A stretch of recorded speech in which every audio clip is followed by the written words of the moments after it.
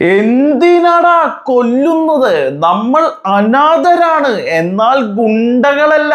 കാര്യം ഇത് ചെക്കനെ കളിയാക്കുന്ന ആളുകൾക്കും അവരൊരു കണ്ണാടിയുടെ മുമ്പിൽ ചെയ്ത് നോക്കുകയാണെങ്കിലും ഇപ്പൊ ഞാൻ ചെയ്ത പോലെയൊക്കെ ബോർ തന്നെയായിരിക്കും. ഇതിപ്പോ ആരൊക്കെ ചെയ്താലും തുടക്കത്തിൽ ചെയ്യുമ്പോൾ ഇങ്ങനെയൊക്കെ തന്നെ വരുള്ളൂ. ഇത് ഇങ്ങനെ അഭിനയിച്ച് ഫലിപ്പിക്കാൻ പറ്റിയെന്ന് വരില്ല. പക്ഷേ കുറ്റം പറയാൻ ഭയങ്കര എളുപ്പമാണ്. അതിന് കാരണം ആദ്യമായിട്ടൊരു കാര്യം ചെയ്യുമ്പോൾ ആർക്കായാലും ഇങ്ങനെയൊക്കെ തന്നെയാണ് സാധിക്കുക. നടനും രാജ്യസഭ എംപിയുമായ സുരേഷ് ഗോപിയുടെ മകൻ എന്ന നിലയിലെ മലയാള സിനിമയിലെ തുടക്കം കിട്ടിയ ഒരു നെപ്പോകിഡ് തന്നെയാണ് മാധവ് സുരേഷ്. എന്നാൽ കുറച്ചു കാലമായിട്ട് ഈ നെപ്പോകിഡിന് സോഷ്യൽ മീഡിയയിൽ കുറെ ട്രോളുകളും വിമർശനങ്ങളും ഉയർന്നിട്ടുണ്ട്. മാധവ് സുരേഷിന്റെ ചില പ്രസ്താവനകൾ, പൊതുപരിപാടികളിലെ പെരുമാറ്റം, സിനിമയിലെ പ്രകടനം എന്നിവയെല്ലാം ഈ ട്രോളുകൾക്ക് വലിയ വിഷയമാകാൻ കാരണമായിട്ടുണ്ട്. ഇതിലെ ഏറ്റവും പ്രധാനപ്പെട്ട കാര്യം മാധവ് സുരേഷ് ഗോപിയുടെ മകനാണ് എന്നുള്ള ഒരു കാര്യം തന്നെയാണ്. കാരണം സുരേഷ് ഗോപി BJP പാർട്ടിയുടെ MP ആണ്. അതുകൊണ്ട് എതിർചേരിയിൽ നിൽക്കുന്ന ആളുകൾക്ക് അത്രയ്ക്ക് പിടിക്കില്ല എന്നുള്ളത് സത്യം തന്നെയാണ്. സ്വാഭാവികമായി അതിന്റെ ചൊറിച്ചിലെ അവർ കാണിക്കുകയും ചെയ്യും. അത് മാത്രമല്ല, കഴിവില്ലാത്തവരെ ലോകം അംഗീകരിക്കുമില്ല. മാധവ് സുരേഷിനെതിരെ ഉയരുന്ന ട്രോളുകളിൽ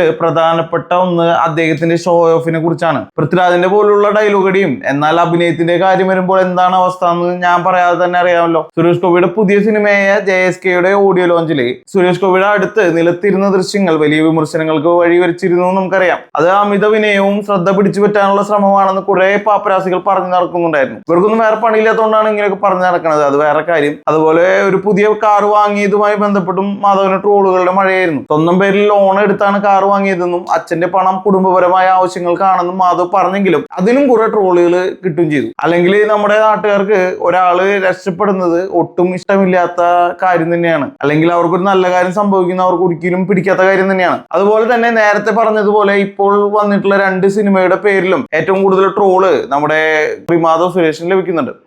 JSK, കുമ്മാട്ടി തുടങ്ങിയ ചിത്രങ്ങളിലെ മാധവന്റെ പ്രകടനം അതിഗംഭീരമായതുകൊണ്ടാണ് അങ്ങനെ സംഭവിച്ചത്. അതിഗംഭീരം എന്ന് പറഞ്ഞപ്പോൾ അതിന്റെ അർത്ഥം നിങ്ങൾക്ക് മനസ്സിലായില്ല, ഞാൻ പറയാതെ തന്നെ. പലരും പറഞ്ഞു നടന്നിരുന്നത് ഇതിലും നമ്മുടെ നാട്ടിലെ ഇടയ്ക്ക് വരാറുള്ള ദുരന്ത ഷോർട്ട് ഫിലിം ഒക്കെ ആണെന്നാണ്. അങ്ങനെ ട്രോളുകളും വന്നിരുന്നു. ഒരു 50-60 വർഷം മുമ്പ് ഇത്തരം സിനിമകൾ വളരെ മികച്ചതാണെന്ന് അഭിപ്രായമുള്ള ആളുകളുണ്ട്. 50-60 വർഷം മുമ്പൊക്കെ ഇങ്ങനെയുള്ള സിനിമകളാണല്ലോ കൂടുതൽ വിജയിച്ചിരുന്നത്. അതുപോലെ നാടകമൊക്കെ ഇങ്ങനെ തന്നെയായിരുന്നു. ശരിക്കും പറഞ്ഞാൽ ഇത് മാധവ് സുരേഷിന്റെ പ്രശ്നമല്ല, ഓഡിയൻസിന്റെ പ്രശ്നമാണ്. കാരണം നമ്മുടെ അഭിനയത്തിന്റെ ആസ്വാദനത്തിന്റെ ടേസ്റ്റ് മാറിപ്പോയി, നമ്മുടെ ക്വാളിറ്റി മാറിപ്പോയി. ഇപ്പോൾ കൂടുതലും നമ്മൾ നാച്ചുറൽ ആയിട്ടുള്ള ആക്ടിംഗ് ആണ് കൂടുതലും പ്രോത്സാഹിപ്പിക്കാറുള്ളത്. ഈ ഒരു കാരണം കൊണ്ടാണ് പണ്ട് കാലങ്ങളിൽ മമ്മൂക്കയാണ് ഏറ്റവും നല്ല നടൻ എന്ന് പറഞ്ഞു നടന്നവര് പിന്നീട് ലാലേട്ടനാണെന്ന് മാറ്റി പറയാൻ കാരണം. പണ്ട് സിനിമകളിൽ കുറച്ചധികം ഓവർ ആക്ട് ചെയ്തേ പറ്റുള്ളൂ, എന്നാലേ കാണുന്ന ആളുകൾക്ക് കൂടുതൽ രസമായിട്ട് തോന്നാറുള്ളൂ. കുറച്ച് ശബ്ദം കൂട്ടി അധികം നാച്ചുറൽ ആവണമെന്നില്ല ആ ഒരു കാര്യത്തിന്. എന്നാൽ ഇപ്പൊ അങ്ങനെയല്ല, നാച്ചുറലായി അഭിനയിക്കുന്നവർക്ക് മാത്രമേ ഇവിടെ അംഗീകാരം ലഭിക്കൂ. ഈ മാധവന്റെ കാര്യം പറയുകയാണെങ്കിൽ കുറച്ച് ഓവർ ആക്ടിംഗ് ആണ് പ്രധാന പ്രശ്നം. ഇവിടെ വന്നിട്ടുള്ള ഒരു നെപ്പോകിഡും അവരുടെ ആദ്യ സിനിമയിൽ അത്ര പെർഫെക്റ്റ് ആയിരുന്നില്ല, ഒരാളും അങ്ങനെ ആയിരുന്നില്ല.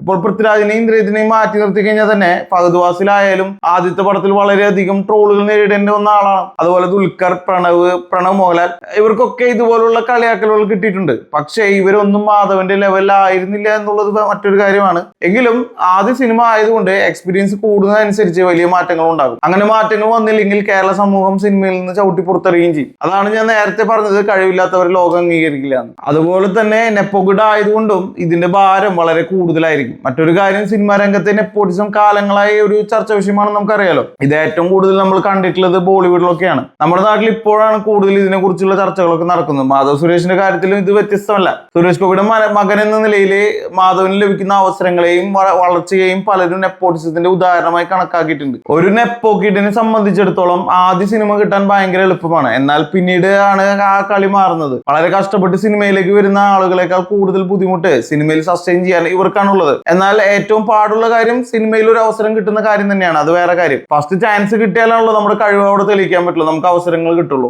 ആദ്യ സിനിമയിൽ ചാൻസ് കിട്ടുക എന്നുള്ളത് വലിയൊരു സംഭവം തന്നെയാണ്. അത് ഇവർക്ക് നെപ്പോ കിഡ്സിനെ എളുപ്പത്തിൽ കിട്ടും. നമ്മുടെ നാട്ടിലുള്ളവരെ സംബന്ധിച്ചിടത്തോളം ഒരാൾ എളുപ്പത്തിൽ രക്ഷപ്പെടുന്നത് അത്ര ഇഷ്ടപ്പെടുന്ന കാര്യമില്ല.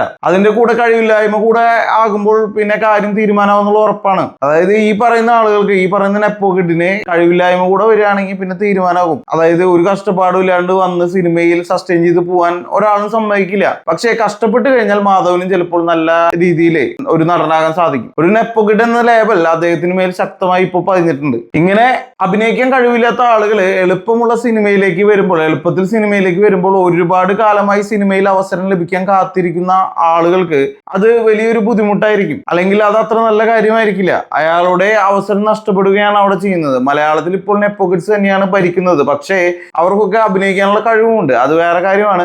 പൃഥ്വിരാജ്, ദുൽഖർ സൽമാൻ, ഫഹദ് ഫാസിൽ ഇവരൊക്കെ ഇതിന് വലിയ ഉദാഹരണം തന്നെയാണ്. അതുപോലെ മറ്റൊരു കാര്യം, മാധവ് സുരേഷിനെ വെച്ച് നോക്കുമ്പോൾ ഗോകുൽ സുരേഷ് ഭയങ്കര ബെറ്റർ ആയിട്ടുള്ള ഒരു നടനായിട്ട് എനിക്ക് പലപ്പോഴും തോന്നിയിട്ടുണ്ട്. ഗോകുലിന്റെ ഫസ്റ്റ് പടത്തിൽ തന്നെ അത്യാവശ്യം ഭേദപ്പെട്ട അഭിനയമാണ് ഗോകുൽ കാഴ്ചവെച്ചിട്ടുള്ളത്. പക്ഷേ അതിലൊരു കാര്യം കൂടി, അഭിനയിച്ചവരും നല്ല സ്കില്ലുള്ളവരായിരുന്നു എന്ന് ശ്രദ്ധിക്കണം. മാധവ് സുരേഷിന്റെ കാര്യത്തിൽ എനിക്ക് തോന്നിയിട്ടുള്ള നല്ല രീതിയിലുള്ള ആറ്റിറ്റ്യൂഡ് ഉണ്ട്. അഭിനയത്തിന്റെ കാര്യത്തിൽ ഒരു സംഭവം ആയിട്ട് എനിക്ക് തോന്നുന്നില്ല. അല്ലെങ്കിൽ കുറച്ച് കഷ്ടപ്പെട്ട് കഴിഞ്ഞാൽ ചിലപ്പോൾ സെറ്റ് ആവും. എന്തായാലും നമുക്കൊക്കെ ഇവരെ കളിയാക്കി ആഘോഷിക്കാൻ മാത്രമേ സാധിക്കുകയുള്ളൂ. കാരണം നമ്മളൊന്നും നെപ്പോകിഡല്ല. നമുക്ക് പുറത്തുനിന്ന് കളി കാണാൻ മാത്രമേ സാധിക്കുള്ളൂ. അല്ലെങ്കിൽ ഇങ്ങനെ കളിയാക്കിയൊക്കെ ഇരിക്കാനേ സാധിക്കുകയുള്ളൂ.